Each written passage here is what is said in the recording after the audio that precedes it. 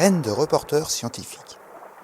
Une série de podcasts sur les enjeux de l'océan réalisés par des élèves francophones du monde entier, en partenariat avec la Fondation Tara Océan, le Centre pour l'éducation aux médias et à l'information, le ministère de l'Éducation nationale et de la jeunesse et l'Agence de l'enseignement français à l'étranger. Bienvenue, chers auditeurs, à cette petite réunion qui va vous informer sur 3 points concernant nos amis les baleines qui sont en danger. Oui, mon cher, il est 30 ans d'alerter l'opinion. Alors, premier point, pourquoi migrent-elles ? Pour se reproduire, elles doivent se trouver dans une eau entre 21 et 28 degrés Celsius. Hélas, l'océan se réchauffe. En plus, leur GPS est détraqué. Mais pourquoi ? Mais à cause de la pollution sonore qui détraque leur système de navigation. Que voulez-vous dire ?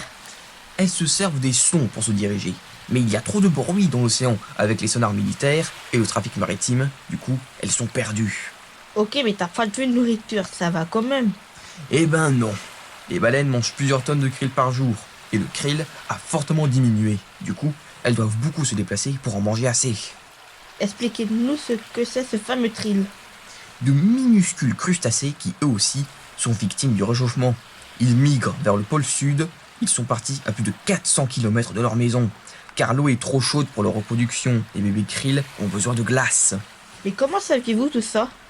Les chercheurs observent de plus en plus de krill âgés et de moins en moins de jeunes, signe qu'ils diminuent. Je vois, quand on pense que beaucoup d'animaux se nourrissent de krill, c'est inquiétant. Très.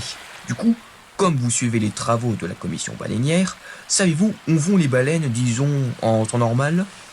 Et nous voici au deuxième point. Les baleines à poste sont d'habitude se nourrir dans la zone froide polaire en Antarctique, et ensuite remontent pour se reproduire vers l'équateur. Hélas, ce trajet est perturbé. Elles remontent plus haut et se déplacent beaucoup pour chercher le fameux krill. Ces trajets les épuisent et les fait maigrir. Et il y a de moins en moins de petits car les mamans baleines attendent de bonnes conditions avant d'avoir les baleineaux. Et là, nous arrivons au 3e point. Que faire ? Pour commencer, il faudrait interdire la chasse et empêcher le braconnage des baleines.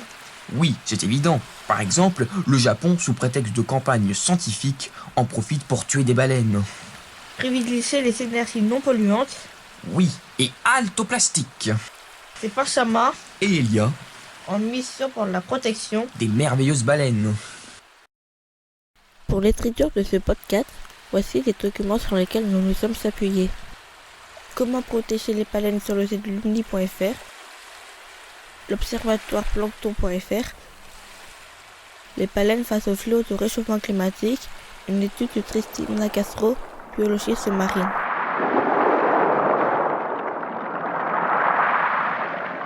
C'était Graines de reporters scientifiques, une enquête sur les enjeux de l'océan. Retrouvez tous les podcasts audio et vidéo sur la plateforme lesdessous de l'océan.fondationtaraocéan.org.